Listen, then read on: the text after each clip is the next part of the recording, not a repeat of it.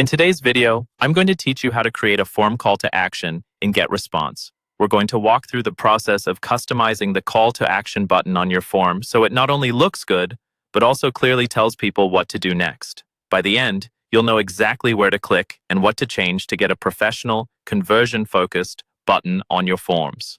First, start inside your Getresponse account on the main dashboard. At the top menu, look for the section labeled Tools. Click on Tools, and from the drop-down, choose Forms and Pop-ups.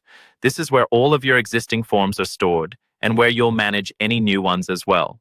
Once you're on the Forms and Pop-ups page, find the specific form you want to update. When you see it in the list or grid, click on it and then select Edit Design. This will open up the visual editor where you can adjust the content and layout of the form. Inside the editor, look directly at the form preview on the canvas. Locate the Submit button, which is usually the button people click after entering their details. Click on that button to select it. When it's selected, you should see its settings appear in a panel on the right side of the screen. In that right-hand panel, look for the section called CTA and Linking.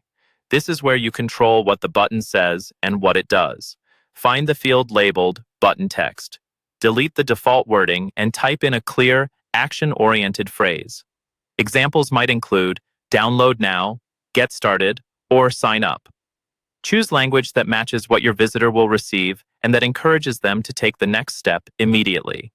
Next, move down to the button design settings in that same area. Here you can change the color, shape, and size of your button. Pick a color that contrasts with your form background so the button is easy to see and looks clearly clickable. You can also adjust the corners to be more rounded or more square, and tweak the padding and size so it's large enough to tap comfortably on mobile devices. When you're happy with the text and appearance of your call to action button, it's time to make those changes live. Click Save in the editor to store your updates, and then click Publish.